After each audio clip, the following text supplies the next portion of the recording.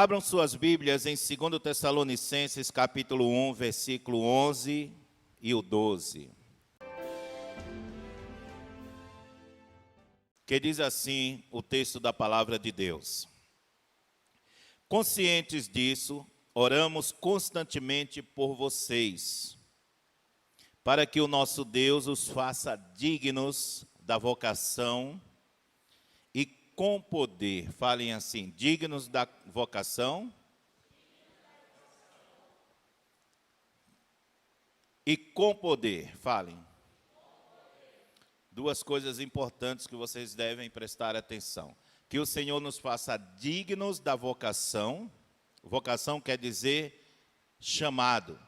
Aquilo a qual você está designado a fazer. E poder fala de capacidade, habilitação.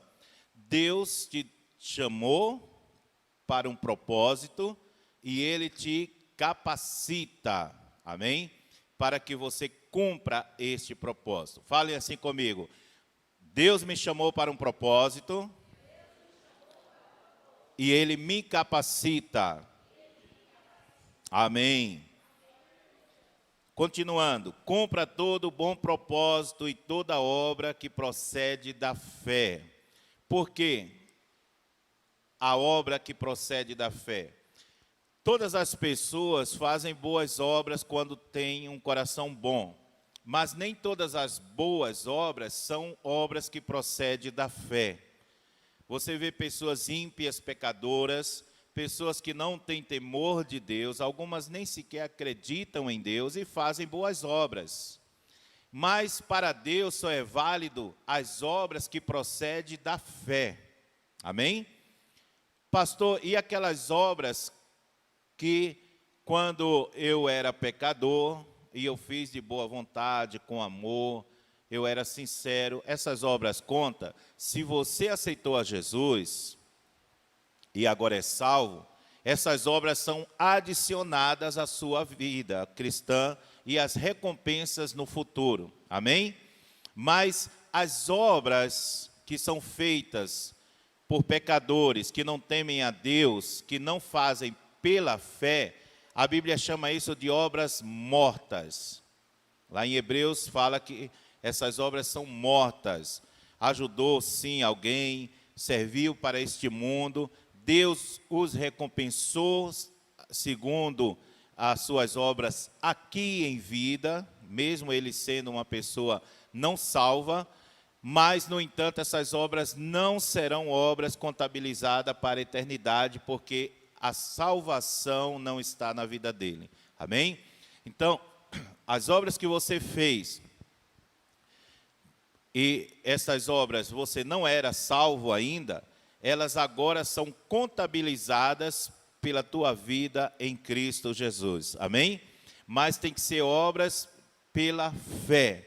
Não são obras no sentido carnal que fazem por aí. As pessoas fazem obras por diversos motivos. Você vê grandes empresários, pessoas multimilionárias que fazem vultosas doações. No entanto, eles fazem por qualquer motivo, menos porque eles acreditam em Deus. Eles fazem porque eles vão ter retorno. Vocês sabem que as grandes empresas, quando elas fazem doações, ou pessoas físicas, de alguma forma, recebem algum retorno sobre isso. Outros fazem porque querem competir, porque ele faz parte de uma sociedade, então ele precisa fazer alguma coisa para que o outro possa admirá-lo e assim por diante. Existem muitos motivos, os quais, quando não conhecem a Deus, nenhum deles é pela fé. Então a Bíblia diz, cumpra todo bom propósito e toda obra que procede da fé. Assim o nome de nosso Senhor Jesus Cristo será glorificado e em vocês, fale assim, quando eu faço obras que procedem da fé, o nome de Jesus é glorificado através de mim. Amém? Continuando, e vocês nele, segundo a graça de nosso Deus e de nosso Senhor Jesus Cristo. Então, nós sabemos que hoje em dia há muitas igrejas, há muitas pessoas que se pronunciam cristão, mas nós precisamos identificar quais são as marcas de um verdadeiro cristão. Então, eu quero trazer e fazer menção à primeira marca de um cristão, que é o testemunho. Fale comigo assim: uma marca importante de um verdadeiro cristão é o testemunho. Amém? Em Atos capítulo 1, versículo 8, diz assim: mas recebereis a virtude do Espírito Santo, que há de vir sobre vós, e ser-me-eis testemunhas tanto em Jerusalém, como em toda a Judéia e Samaria, e até aos confins da terra. Então, aqui o Senhor Jesus, quando ele estava perto de ascender aos céus, ele disse para os seus discípulos: olha, vocês vão, tá bom? Mas vocês receberão primeiro virtude, poder, capacitação. Para quê? Para vocês serem minhas testemunhas. Minhas testemunhas. Tanto em Jerusalém, que era o local que eles estavam, como na Judéia, como em Samaria e até os confins da terra. Até hoje, esta ordem deve se cumprir na nossa vida. Então, duas formas de Deus manifestar, de nós manifestarmos o testemunho. A primeira forma é Deus se revelando a nós. Deus se revelando a nós. E quando isso aconteceu? Quando nós recebemos Jesus como nosso Salvador. Amém? Ele se revelou a nós e nós o aceitamos e recebemos a Ele em nossas vidas. A segunda forma de manifestarmos esse testemunho é Deus se revelando através de nós, ok? A primeira forma é Deus se revelando pessoalmente a cada um de nós. Então, quando isso aconteceu? Aconteceu quando nós recebemos Jesus como nosso Salvador, ok?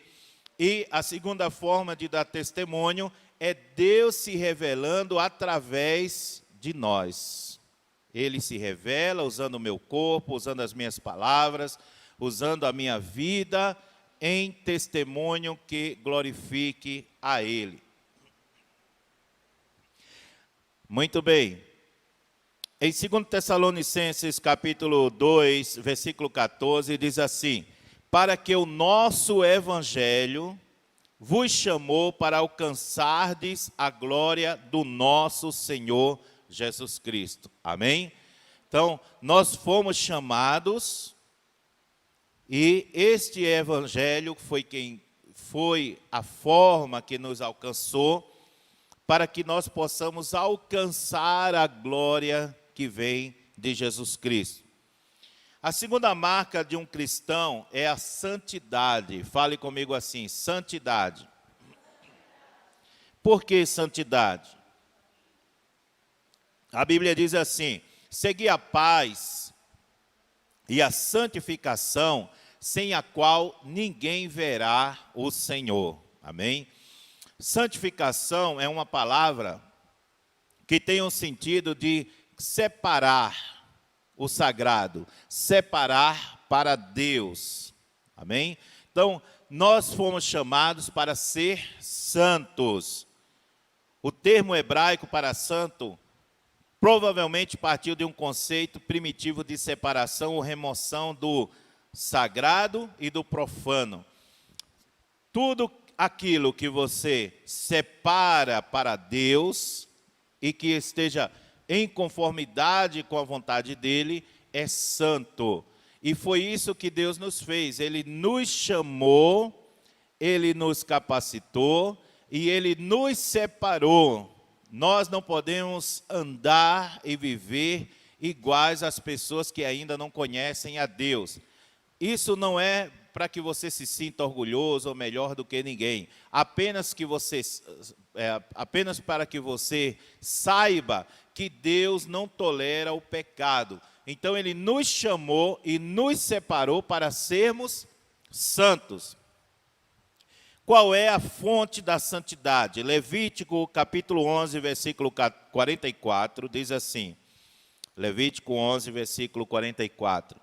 Deus disse aos israelitas: eu sou o Senhor vosso Deus, portanto vós vos consagreis e sereis santos, porque eu sou santo. Então, a origem da santidade, da separação, do profano, do pecado para as coisas puras, vem do próprio Deus. Deus não pode compactuar com o pecado. Em 1 Tessalonicenses capítulo 4, versículo 3, diz assim: porque esta é a vontade de Deus, a saber, a vossa santificação. Qual é a vontade de Deus?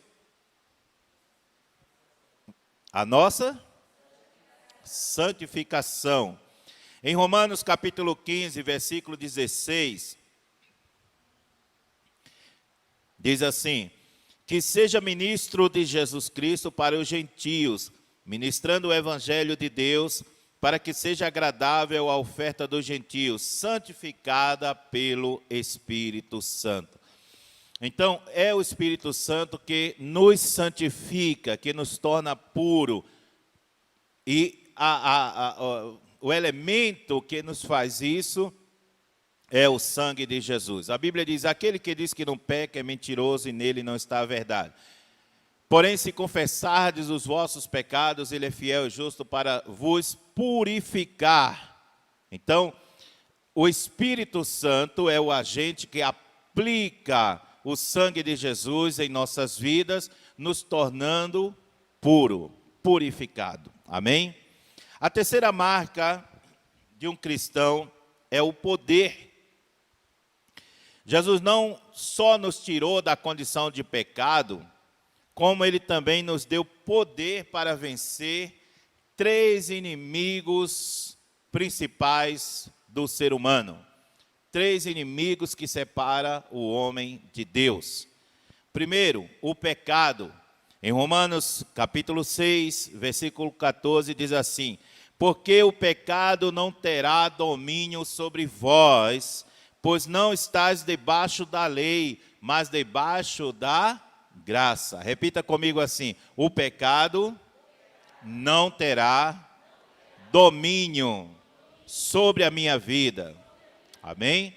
Então Deus te deu poder, capacidade para vencer o pecado.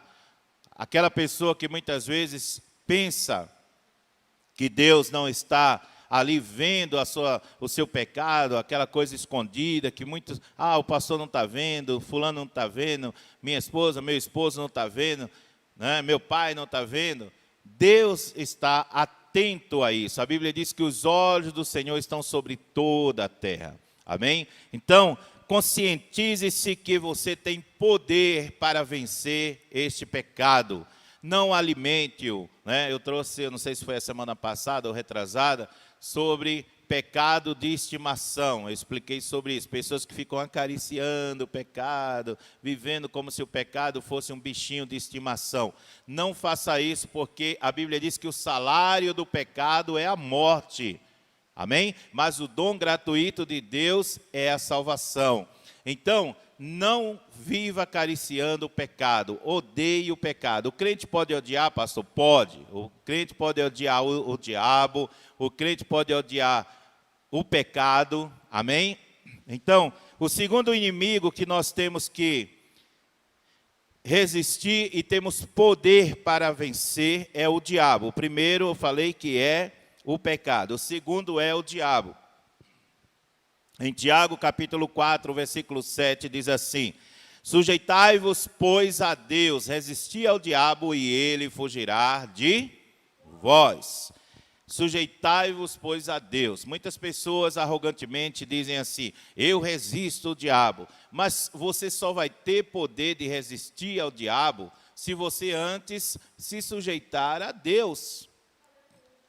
Tem que se sujeitar a Deus. E o que significa isto?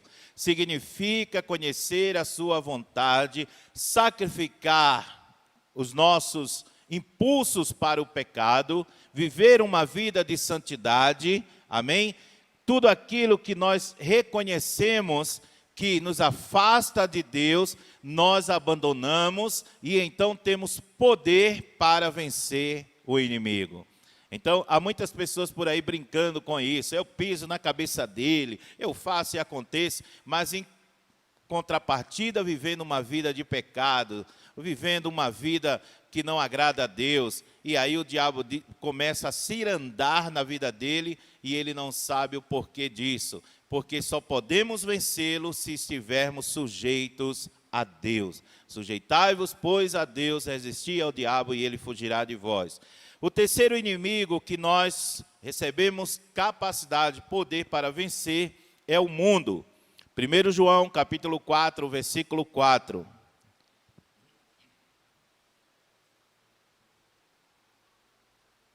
Diz assim a palavra de Deus: Filhinhos, sois de Deus e já os tendes vencido, porque maior é o que está em vós do que o que está no mundo. E o que é que está no mundo, amados irmãos? É Satanás e seus demônios. Quando Jesus estava perto da sua morte, ele disse: aí vem o príncipe deste mundo que eu nada tenho com ele. Então, em 1 Coríntios, ou 2 Coríntios, agora não lembro, capítulo 4, versículo 4, diz assim: porque o Deus desse século cegou o entendimento dos incrédulos, para que não lhes resplandeçam a luz do Evangelho. Eu acho que é 2 Coríntios, isso, 2 Coríntios 4 e 4. Então, este mundo, um dia ele estará totalmente nas mãos de Deus, mas até lá, Satanás tem dominado aqueles que estão afastados de Deus, não eu e você. E se você quiser entender isso melhor, assista a live que nós vamos ter de segunda a sexta, que nós vamos falar sobre isso, tá bom? Às 22 horas, nós vamos falar sobre o reino de Deus em nós e os benefícios que nós recebemos a partir desse reino. Então, Jesus nos dá poder para vencer o mal em qualquer circunstância. Em Efésios capítulo 6, versículo 13, diz assim: portanto, tomai a armadura de Deus para que possais resistir o dia mau e, havendo feito tudo, ficar firme. Então, existe uma armadura, tá? Eu falei sobre isso em uma dessas lives. Você, se entrar lá no YouTube, tem uma semana completa, de segunda a sexta, falando sobre isso. Quem é o inimigo, quem são as nossas armas, como podemos vencer o inimigo, aquelas perturbações dentro do lar, situações de separações na família, de brigas, de confusões, tudo isso está lá para você aprender com mais profundidade. Então, nós temos uma armadura que vem de Deus, tá? Nós podemos resistir o dia mau. Existe um dia que é mau, Satanás reúne suas forças e vem com tudo para cima de nós, mas a Bíblia diz que nós, com esta armadura, nós podemos vencê-lo, amém? Agora, o Senhor, Ele nos pergunta lá em Jeremias: nós somos o quê? Cisternas vazias ou reservatórios cheios? Para você vencer o mundo, o diabo, Satanás, para você ter uma vida vitoriosa, você precisa ter uma vida cheia do Espírito Santo. Amém? Olha o que diz, por exemplo, Jeremias, capítulo 2, versículo 9 até o 13. Jeremias, capítulo 2, versículo 9 até o 13. Portanto, pleiteio convosco, diz o Senhor. Aí naquela tradução diz assim: por quanto, né? Eu acho, portanto, tem que arrumar esse negócio ficar um pouco mais baixo. Portanto, ainda contenderei convosco, diz o Senhor, e até com os filhos dos vossos filhos contenderei. Continua, por favor. Está difícil ler com esse negócio na frente. Vou ler na minha tradução aqui. Passai as filhas de Quitim e vede, enviai a Quedar e atentai bem. Vede se jamais sucedeu coisa semelhante. Deus está fazendo uma pergunta. Houve alguma nação que trocasse os seus deuses, posto não serem deuses? Ele faz uma pergunta, olha, eu estou indignado, estou contendendo com vocês. Houve alguma nação que porventura trocasse os seus deuses? Ele faz essa pergunta. Todavia o meu povo trocou a sua glória pelo que é de nenhum proveito. Deus está fazendo esta queixa ao povo de Israel, porque eles constantemente se desviavam do Deus verdadeiro para adorar outros tipos de deuses. E ele está dizendo, houve porventura algum povo, alguma nação, alguma tribo que trocasse os seus deuses, mas vocês têm feito isso. E aí ele diz assim, ainda trocam por coisas de nenhum proveito. Quer dizer, não aproveitam nada disso, mas vocês correm atrás. Espantai-vos disto, ó céus, e horrorizai-vos, ficai verdadeiramente estupefato, diz o Senhor.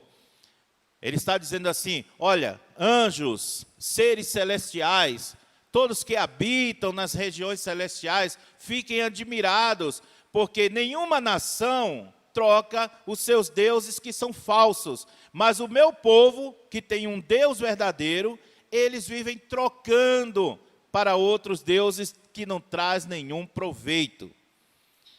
E ele convoca os seres celestiais para se espantarem com esta ação tão horrível. E ele diz, o meu povo fez duas maldades. A mim me deixaram o manancial de águas vivas e cavaram cisternas rotas que não retêm águas. Irmãos, quantas pessoas não estão fazendo isso? Quantas pessoas estão deixando Deus vivo e verdadeiro, que é um reservatório de manancial de águas vivas? O que significa isso, pastor? Que a glória, o poder, as ações de Deus estão disponíveis para cada um dos seus filhos, para que nós possamos colocar a nossa vida de acordo com a vontade de Deus e viver uma vida vitoriosa. Eu não estou dizendo que você não vai ter problema, dificuldades, que as lutas não vão vir, as provações, mas a Bíblia diz que Deus nos dá capacidade para vencer estas dificuldades. A Bíblia diz, muitas são as aflições do justo, mas o Senhor de todas nos livra. Então, o povo de Israel, se referindo a eles, pois Deus está falando com eles, mas reflete a nossa vida também, ele diz, fizeram duas maldades. Uma, deixaram a mim manancial de águas vivas e cavaram para si cisternas vazias. É como uma pessoa está, por exemplo, em um certo local que tem muita água e a pessoa ali usufrui daquela água maravilhosa para tomar banho, para lavar roupa, para beber e etc. E de repente ela diz, já estou enjoado dessa água, não quero mais essa água não. Vou lá para o deserto e vou cavar para mim alguma coisa lá, porque eu estou enjoado deste lugar, estou enjoado desta cisterna, esta água não parece mais a mesma, e aí vou lá para o deserto. Aí chega no deserto, fica procurando água. Parece uma coisa absurda, mas nós fazemos isso quando nós deixamos de ouvir o Espírito Santo, deixamos de caminhar com Deus, quando queremos agir de acordo com a nossa própria vontade. Então, 3 características de um cristão que busca águas vivas, amém? Que está sempre bebendo do manancial de águas vivas. Primeiro, ele está sempre pedindo o óleo fresco. Óleo representa o Espírito Santo, amém? Mas também representa a sua unção, representa o seu poder, a sua capacitação para cada um de nós. Então, está escrito em Salmos, aqui eu coloquei errado, mas se eu não me engano é Salmos, veja aí, Salmos 92, versículo 10. Está errado aqui, é isso mesmo. Então diz assim: porém exaltarás o meu poder como de um boi selvagem, serei ungido com óleo fresco. Amém? Exaltarás, isso aqui é uma figura de linguagem. O salmista está dizendo: o Senhor vai me fortalecer como de um boi selvagem. Você já viu um boi? Não precisa nem ser selvagem. Eu já vi um boi correndo pela rua e não tinha ninguém que parasse ele. Imagine um boi selvagem, né? Ele é forte, ele ele vai para cima de qualquer situação. Ninguém para pegar ele no laço é difícil, para parar ele com um carro é difícil. Ele vai embora e sai destruindo tudo que está na frente.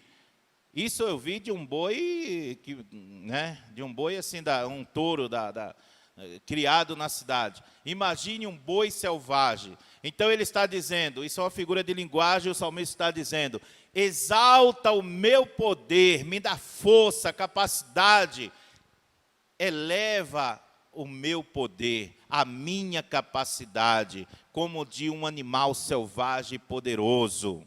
Ele poderia ter falado um elefante, por exemplo, porque é só uma figura de linguagem. E aí ele disse o quê? Fui ungido com óleo, serei ungido com óleo fresco. Quando suas forças estiver parando, estiver diminuindo, faça esta oração. Amém? Pastor, estou me sentindo fraco, estou me sentindo sem força, sem vontade de ir na igreja, sem vontade de orar, sem vontade de falar do amor de Deus, sem vontade de ler a Bíblia.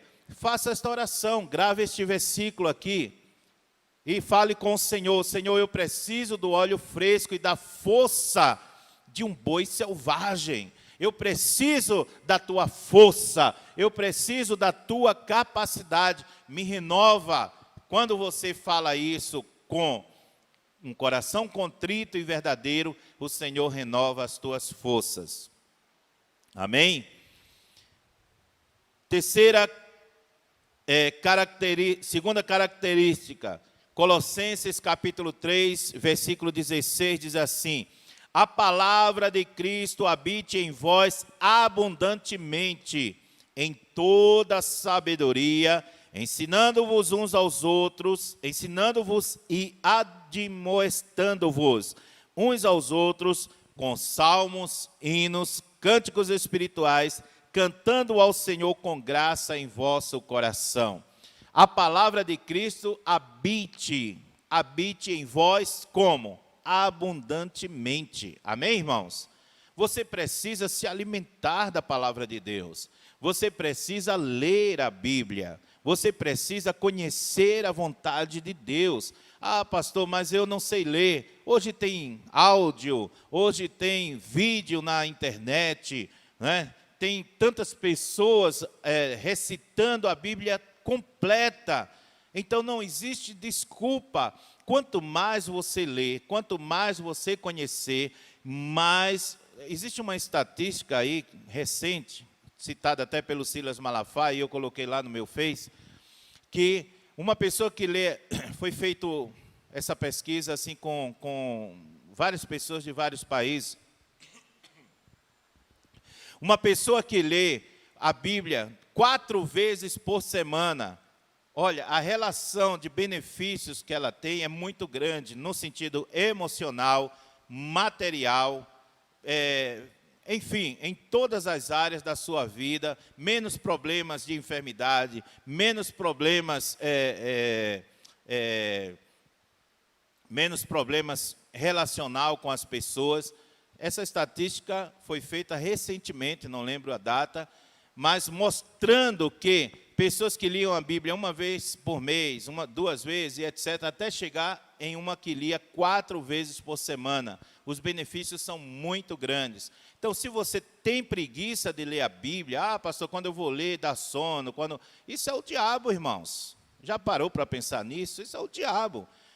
Por quê? Quanto mais ele te colocar distante do conhecimento de Deus, mais escravo do pecado, mais escravo do mundo e suas paixões, você vai estar. Então, Satanás quer que você esteja o mais distante possível da palavra de Deus. Amém? Foi feita você sabe, quando se estuda teologia, sempre existe uma teoria que é falada pelos professores, baseado numa estatística talvez lá 1000 anos atrás, que uma mensagem boa é uma mensagem de 20 a 30 minutos. Foi feita uma pesquisa recentemente com milhares de cristãos no mundo inteiro, e 80% disseram, eu gosto quando a minha igreja, o meu pastor, tem uma mensagem profunda e longa. Então, isso é importante para a sua vida, amém? Porque a palavra de Deus te alimenta. A Bíblia diz que o livro da lei era lido, muitas vezes, das 9 horas, bem recente, eu não lembro agora o horário, bem cedo da manhã, até o meio-dia. Você sabe o que significa isso? O pessoal ficar em pé, ouvindo a mensagem, ouvindo a leitura, não era nenhuma explicação como eu estou dando. Na África, os cultos da África são cultos de 6 horas no mínimo, entendeu? O pessoal começa de manhã e vai embora até a tarde, praticamente 6 horas da tarde. Então, nós aqui da América Latina, nessa parte ocidental, somos acomodados, preguiçosos, não gostamos de ler a Bíblia, oramos muito pouco, né? Reclamamos quando o culto passa alguns minutos, já começamos a reclamar do pastor, de quem está dirigindo. Como você pode ser abençoado desse jeito? Né? Então, só podemos ser cheios da palavra de Deus se nós amarmos a esta palavra. Então, você precisa repreender qualquer espírito de preguiça, qualquer espírito de desânimo quando você vai orar e quando você vai ler a Bíblia. Amém? O Senhor, em terceiro lugar, quer que sejamos cheios do Espírito Santo.